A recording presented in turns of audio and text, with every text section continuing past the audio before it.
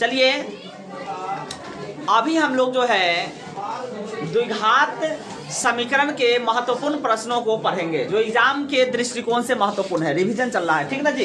पहला सवाल देखिए जो एग्जाम में पूछता है, हल्का है बट एग्जाम में इसी तरह के सवाल पूछता है, ठीक ना। अभाज्य गुणनखंड कई बार पूछा हुआ भी है। गुणनखंड विधि से द्विघात समीकरण x² - 3x - 10 = 0 के मूल ज्ञात कीजिए। कौन सा विधि? यहाँ पे बजाते से जिक्र रहता है अभाज्य गुणनखंड विधि से, यानी गुणनखंड पहले तोड़ना है तब हमको मूल निकालना है, ठीक ना। और उसके बाद में एक द्विघाती सूत्र विधि से होता है तो वो अपने यहाँ पे लिख देगा कि द्विघाती सूत्र विधि से लिखा हुआ रहता है, ठीक ना। तो चलिए हमारा समीकरण क्या है, x²। समीकरण क्या है, x² - 3x - 10 = 0। क्या रूल है गुणनखंड तोड़ने का कि x² को और जो अचर पद है इस दोनों को आपस में गुणा कर लिया जाता है रफ में, तो ये हो गया आपको 10x² हो गया ना जी। अब इसको दो भाग में ऐसे तोड़िए, सॉरी इस बीच वाला जो x का जो गुणज है 3, इसको दो भाग में ऐसे तोड़िए कि इस दोनों भाग का जोड़ या फिर घटाओ इस जो है 3 के बराबर हो, इस दोनों भाग का जो गुणनफल होगा वो इस 10x² के गुणनफल के बराबर होगा।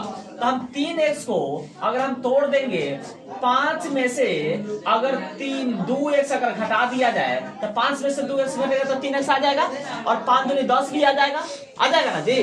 चलिए तो इसको हम तोड़ देते हैं x², अब माइनस में क्या करें 5x, नहीं माइनस में 5x और माइनस प्लस हो जाएगा माइनस में से 2x, है ना जी। माइनस प्लस माइनस, अब -5 में से +2 जाएगा तो -3x आ जाएगा और 5 दूनी 10 x² 10x²। आया समझ में गुणनखंड? और माइनस में 10 बराबर में 0, समझ में आया।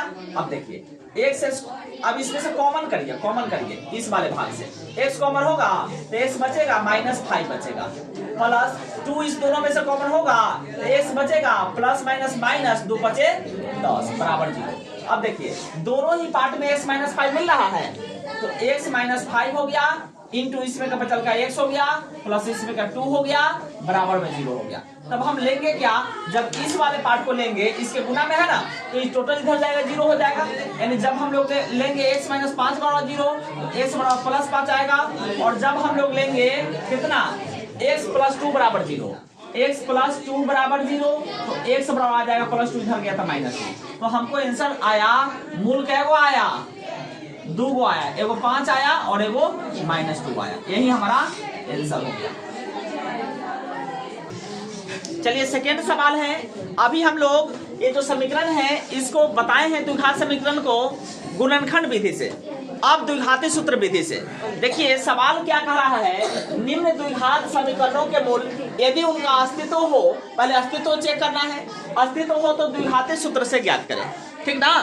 तो चलिए अस्तित्व चेक करना है, तो अस्तित्व कैसे चेक किया जाता है, तो अब देखिए d का वैल्यू पहले निकाला जाता है, यानी पहले यहाँ से a का वैल्यू निकालते हैं। a क्या होता है, x² का कोफिशिएंट होता है, कितना है 4 है। उसके बाद निकाला जाता है b निकाला जाता है, b बराबर कितना है तो x के गुना में कितना है -8 है, -8। उसके बाद c निकाला जाता है, c कितना अचर पद होता है तो +3। यहाँ तक में किसी को कोई दिक्कत नहीं होना चाहिए a b c का वैल्यू निकालने में, ठीक है। a b c का वैल्यू अगर निकल गया तब हम क्या निकालेंगे, d निकालेंगे। क्या निकालेंगे, d निकालेंगे।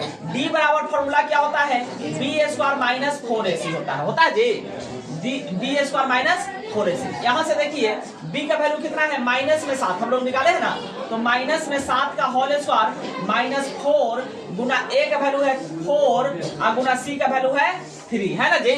चलिए देखिए 7 × 49 माइनस प्लस, और यहाँ देखिए -4 × 16 यहाँ है 48, तो यहाँ से आया कितना 49 में से 48 कटेगा तो 1 आया, यानी d का जो वैल्यू आया है वो 1 आया ना जी।